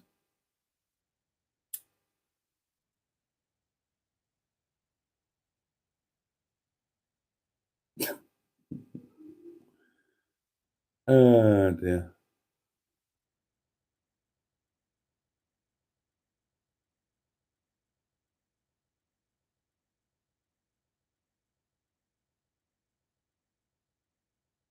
Oh, controversial. Simon says to Trace, Boaty doesn't want to moderate people. Seems happy to let bullying happen. Interesting. Right. Am I happy letting bullying happen? Okay, right. Obviously, there is an account here that, I'll be honest, I thought it was Matt. Turns out it's apparently not Matt. And Simon thinks that he's being mean to Matt.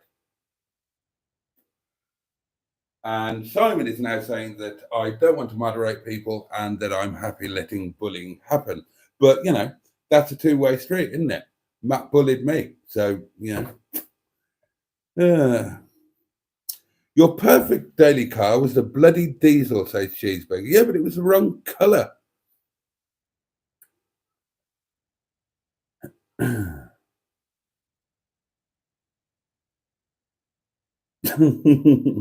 Right, mic's off, says good night to everyone. Right, let's catch up with these comments, shall we?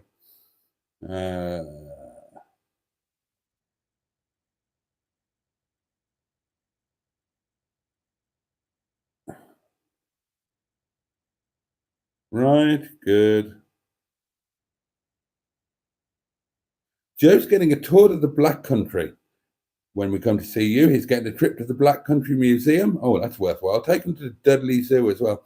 And then coming up on the Saturday evening, ready for Sunday. Oh, cool. Stephen S. Paul says, 1985 Cortina Estate stroke wagon. Seized 1500 engine, manual transmission, some heavy surface rust at the bottom of all panels. Blue with blue interior, 2 owners, $900. Worth or values? Video title, you can have any colour you like as long as it's silver. That's the old Henry Ford thing, isn't it?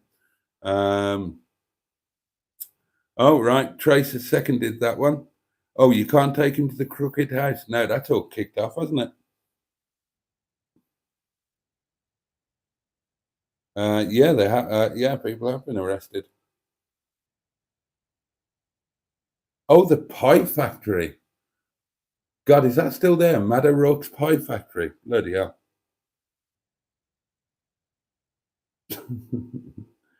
Full English served on a shovel. Peak Rover, more like Peak Honda. Well, it's a combination of the two. I'd have loved to have had the pint at the Crooked House. Yeah, it was a great place. I told you before. First place I drove to after I passed my driving test. That night, I took Donna to the Crooked House.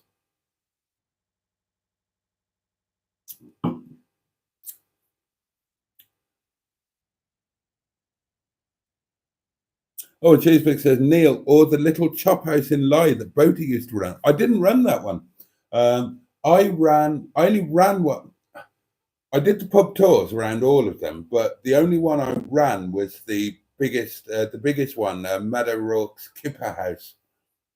I spent time with all the others, but I didn't actually run them.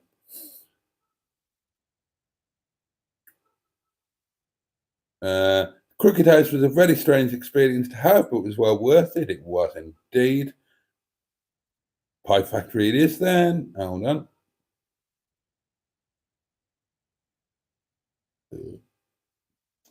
Says Trace. I don't agree that Matt bullied you, Boaty. He was just disgruntled about having to pay for perks.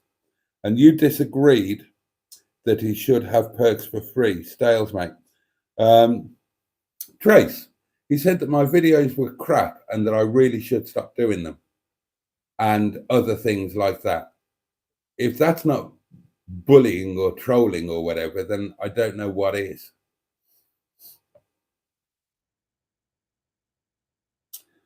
Simon says, what was your car dealership called? Is there stuff on the interwebs about it? I've got no idea if there's stuff on the interwebs about it now.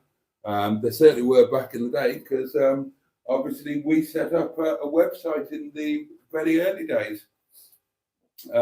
It was originally called Portway Motor Centre, and it then went on to be called Auto Stockbrokers Limited.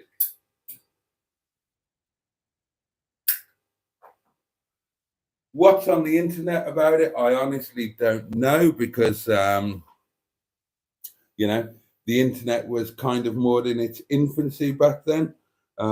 Probably a shed load of complaints from disgruntled customers. I honestly don't know, Simon.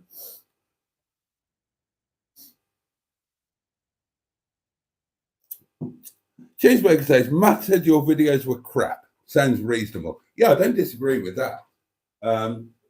But say stop doing them. I don't know. It's all bloody silly. I don't really want to talk about it. I've got no idea who this new account is. I haven't got a problem with Matt. Don't bother telling me that Matt should come back. It's his choice. He's a grown man. And this is just, you know, one YouTube channel, one Facebook group, one set of live streams. There are many others out there. And if he doesn't want to come on this one, then fair enough. Nobody's stopping him. He chooses not to. Now, whether that's because he's fallen out with me or whatever, it doesn't really matter, does it? No point in getting too incensed over it. Uh, Neil says, if they were crap, no one would watch. We're here, so it's got a target audience. Yeah, we like crap videos. Crap. Yeah, well, Simon doesn't remember any of that happening. Well, it's probably after you went to bed. I never insult creators because I am one myself, says Alimac. I make crappy videos. Some people find them interesting, so life carries on. No, it wasn't in private, Trace. It was in lives, and I wasn't the only one that saw it. Joe, I think you saw it too, didn't you? The foot guy likes your vids. He doesn't. He just wants me to get my foot out. And you know, it's time I went. I've gone on a bit too far, but let's just dust this off.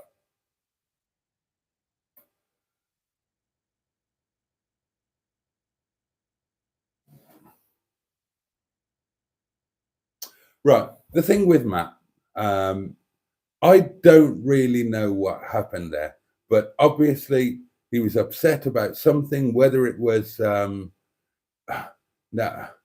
whether it was about the channel membership. I thought that his argument regarding channel memberships and saying they were less good value than Netflix was just a bit daft, because as was pointed out at the time, it's not about value for money, it's about supporting a channel which you enjoy or which you're involved in or whatever. It's not mandatory.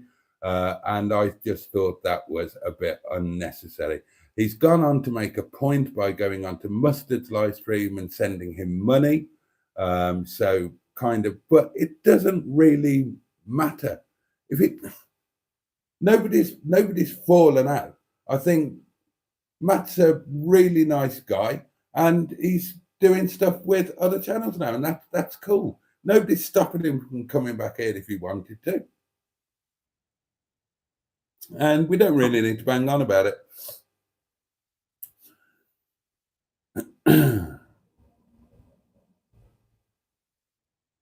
Yeah, Joe saw it, and yeah, it was via fake accounts. Yeah. Simon says Matt probably doesn't feel very welcome to join in anymore. The audience for lives and videos is vastly different, hence the viewing figures. Whatever.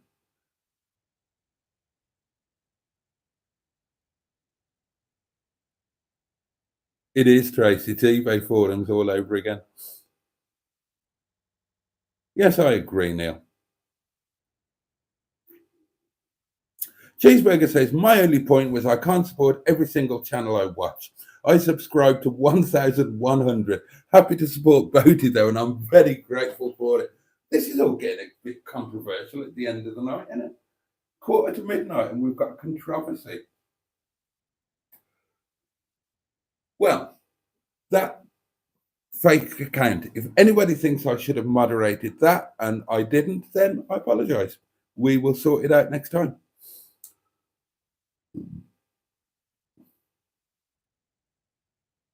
And that's probably a good point to end it, really, isn't it? It's 1:45.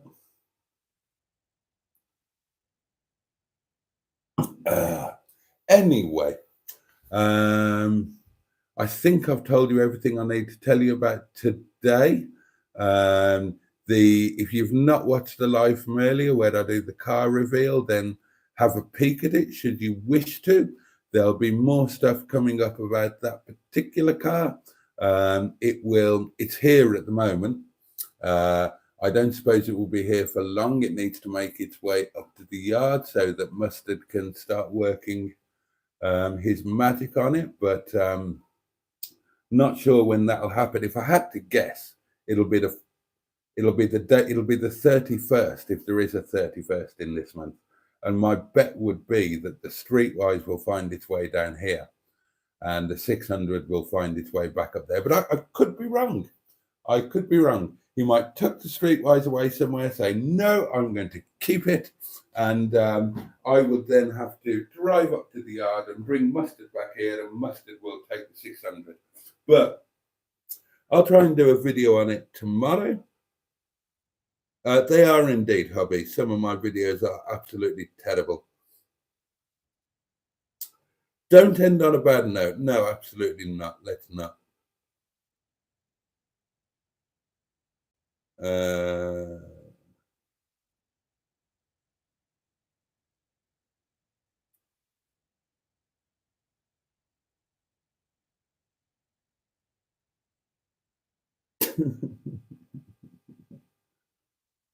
Night Simone. I haven't seen Simone. Have I missed that?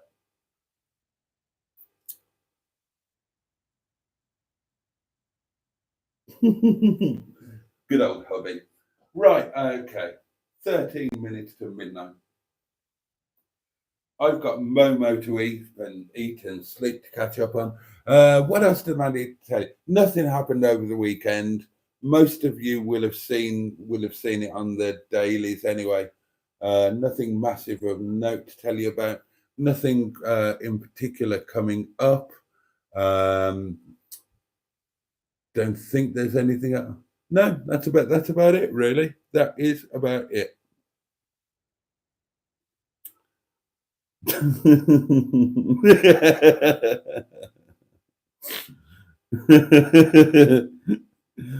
Yeah. Hubby says some of your videos are crap, and Cheeseburger says you can't talk, hubby. Can Boaty get reading glasses, please? I said Simon. Oh, sorry, Trace. I thought you did. You said Simon. I thought, oh yeah, Simon's heading off. Good night, mate. Hope you had a good day at your Shedfest thingy. The thing that I'm going to take from today, apart from the fact that the 600 is a fantastic car, and I'm going to have a permanent search out on the internet for a silver one, this food flask was a genius idea. Oh, yeah. Oh, oh. I left. Oh, no, I wasn't eating those. And today's been fabulous. Thank you all for your company earlier on, and thank you for your company here.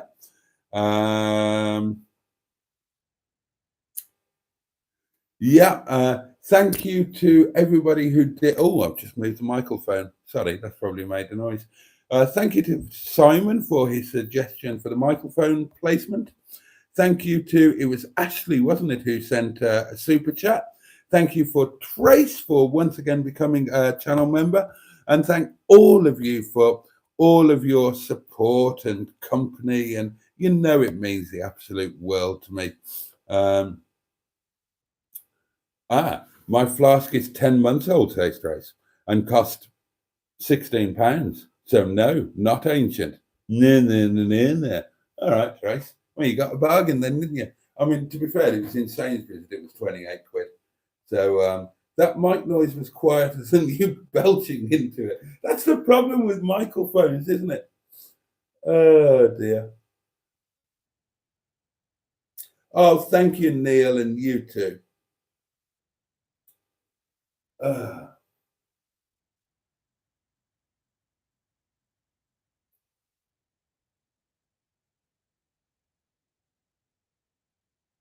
Okay.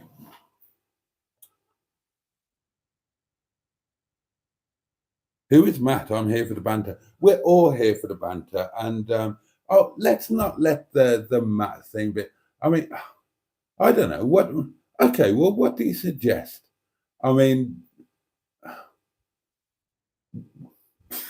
what would you like me? Oh, I don't know. Title nom. Who is Matt? I'm here for the banter.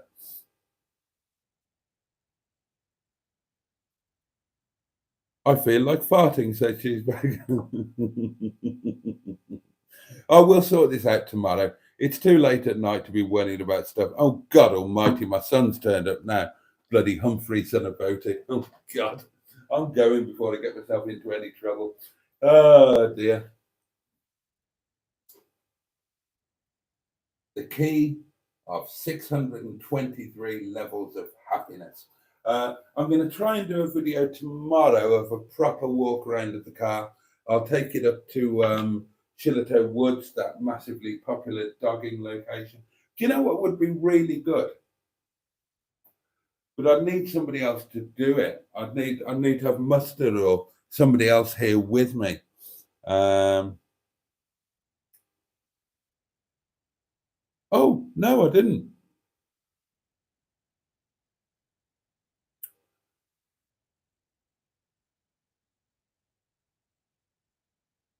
I have farted, says Stray. Oh God, and I'm naked. Oh Jesus Christ! Forgot to say, says Neil. Did you see the driver's airbag for your ZT I sent you today? No, I didn't. But I've not had a chance to look at my phone today. We've been traveling and whatnot. If it's the airbag, steering wheel airbag, I don't need one of those. It's the seat airbag. But I'm not sure I need one of those either. As I understand it, and you'll probably know better than me, the issue is that once the airbag ECU registers that the airbag has deployed, then it will always trigger the, as I understand it, correct me if I'm wrong, it will always trigger the airbag warning light. And so even if you replace the airbag ECU would still, it wouldn't see a new airbag. It would still see that the previous airbag had been deployed, as I understand it. So your options are to replace the airbag and replace the ECU, which by all accounts is a bastard to get to. It's a center console out job.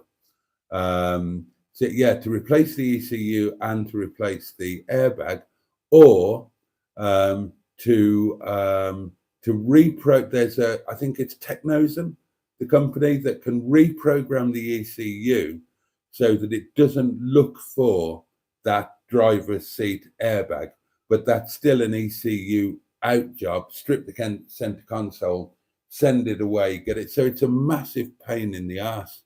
The windscreen I will be getting done very shortly. So the remaining jobs on the ZT are the ABS all needs sorting out because the chap that I bought all of the doings off sent me a faulty one. And yeah, and the airbag thing, and then that will all be good. The cracks got a lot worse on the windscreen, but I'm going to do that through the insurance. It's just 75 quid excess. I should be able to get that booked next week, I think.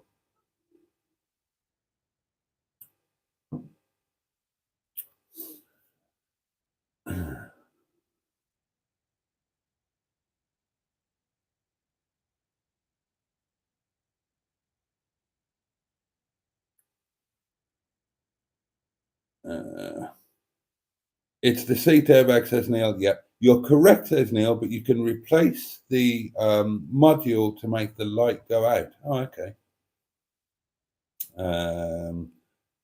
Cheeseburger says you need the airbag ECU reprogramming. Ali Mac says put a different seat in, get a resistor in. You don't need airbags. I agree. I don't need airbags. I just need the airbag light to be off so we can get an MOT. I need a wee, says Trace. Do I have time for a wee? I'm going in a minute. It's a rare interior, though, says Cheeseburger. It is. I mean, one came up and it was in Aylesbury, and Rob, Beards and Bangers, Rob, very kindly said, you know, I could pick it up for you and bring it up next time I'm up there. And it was a complete interior in the right colour. And it was only 100 quid, but I didn't have 100 quid. So I couldn't do it.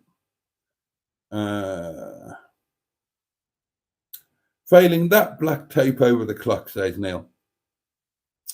What about pulling the airbag fuse? Does that turn the light off? I mean, obviously it stops the airbags from working, but they wouldn't work anyway if the light's on, do they? What about pulling the fuse? Would that just turn the light off? Or do I need to actually get this thing done properly? Could you give a rough price for the new car, say Skip? Not yet, mate. No, not until it's properly assessed. Because it would be, oh, it should take it off. Oh, well, that's the answer then, isn't it? I know that for an MOT, the light should come on and go off, but, you know, snapshot in time and all that. But yeah, I'd love to get the Stigbürt sorted properly and get him MOT'd. I'm a little bit annoyed about the problem with the ABS. Did I tell you about that, Neil?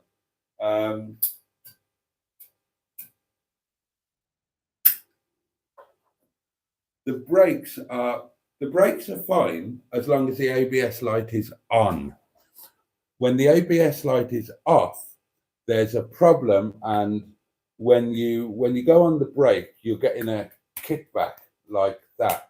And I put P-scan on it, and it's bringing up that the it's bringing up that the ABS thing has got the wrong number of teeth. And the guys at the garage said that'll mean that either it's picked up a bit of shit and the thing is detecting that as an extra tooth, or one of the teeth has broken off. And of course, it's the ABS thing, whatever it is, ring, is it? That came with the replacement parts that I bought. But the problem with that is they've got to strip it all down to get to it, and that's all going to cost money that I haven't got.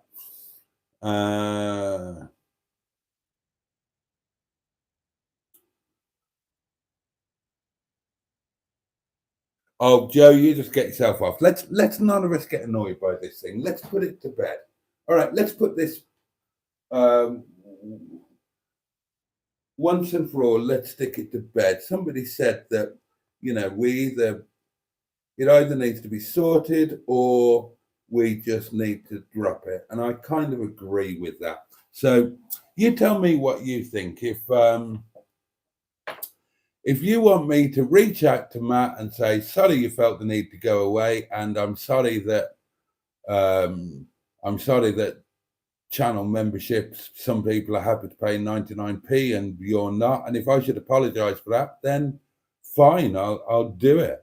And I'll make it clear that he's more than welcome. Nobody forced him to go. He just flounced off a live stream after on a different account saying that all my stuff is bloody crap. Flounced from the Facebook group. Nobody, I mean, I don't know. Did I force that to happen? I don't think I did. I mean, but you know, it's a shame. But more to the point is, I don't want these live streams to be clogged up with all of that sort of talk. Mike doesn't help saying, where is he? Bring him back, as if I can do that.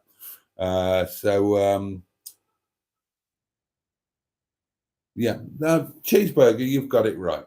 If he wants to come back, he's welcome. If not, life goes on. I agree. And if you think it would be a good idea, guys, I'm happy to send him a message saying just exactly that, if you think that would help. I'm sure the pickup is off the back of the wheel bearing on the ZT, if I remember correctly. I put one in the wrong way when I was an apprentice. Ali Mac says, solder a resistor in the same ohms as an airbag. The light will go out. I've done this. Check the ABS rings for light. Or just drive to Scotland and I'll do it for you. But will that work when the ECU is showing an airbag as having deployed? That's the problem as I understand it. It's not that it's not seeing an airbag at all, in which case the resistor would work, because then it would be tricked into thinking that there is an airbag. It's the ECU knows that an airbag has deployed. And as I understand it, that once that has happened, you've got to replace the ECU. There's no way around it. And that's going to be really expensive. So I've got to pay somebody to strip all of the center console out. Nuisance. And now it really is time to go, because it's midnight and I've done the full 2 hours.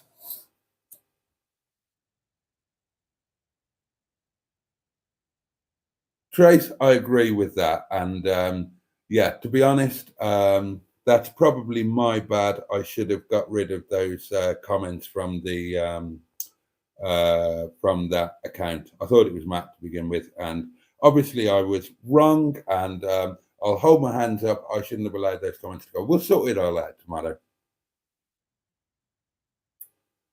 And Happy New Year, everyone, says Stephen S. Paul, and that's a pretty good note to end on. So let's leave it there, darlings. Again, thank you for your company. It's been a long day, but a fabulous day. And I'll catch you all again tomorrow night. And there'll be a daily diary. And we should have done a live on the way down, because we ended up just wafting down, not talking all that much, certainly not really putting stuff out there for a video. We never seem to end up doing that. Whereas if we'd done a live, it would have been more interesting. So I've got about 3.5 hours of coverage of us just driving down really boring roads, occasionally talking. And to be honest, me being me, I'm probably just going to put the whole 3.5 hours up because I can't bear to waste it. And I'm buggered if I'm going to go through editing 3.5 hours of footage to get any good bits out of it. If there aren't any good bits in there, there's probably a few. There normally are when me and Mustard are in the same car at the same time. Or what I might do, actually, I might break it down into half-hour slots and just put one out per day. But I'm giving you fair warning. If you watch them, be aware that there's not going to be much happening. Sometimes I get it wrong, and sometimes I forget bits that really were funny. So I won't waste the... Hello. Who's texting me this time of night?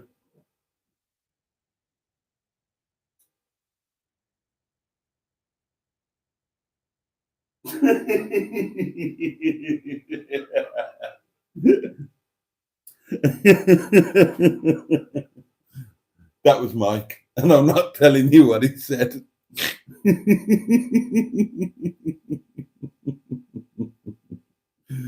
Oh dear.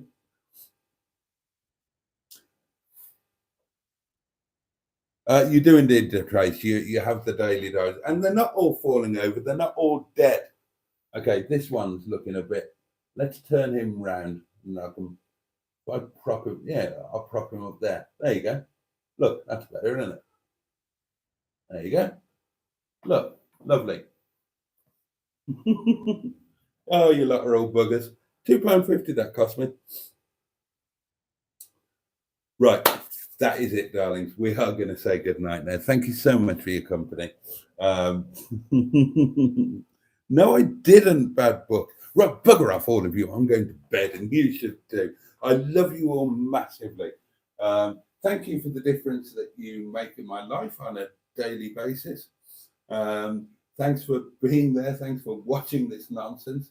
And apologies in advance for the 3.5 hours worth of terrible dirt that I'm going to be banging up over the next few days, as Mustard and I, both of us sleep deprived, and me craving a sausage roll. Oh, there might be some good stuff, actually. I've started to remember some of the bits. Head on that. Oh, that one's not too clever, is it? Oh, come on. Get your head up, mate. Oh, fucking hell, now that one's fallen over. Jesus Christ. All right, you're right, they're knackered. Put that up. Yeah, all right, Mike. There we go. That's it. All right, good night, darlings. I'll see you tomorrow, same time, same place. Sleep tight. Take great care of yourselves. Have the best day you can tomorrow.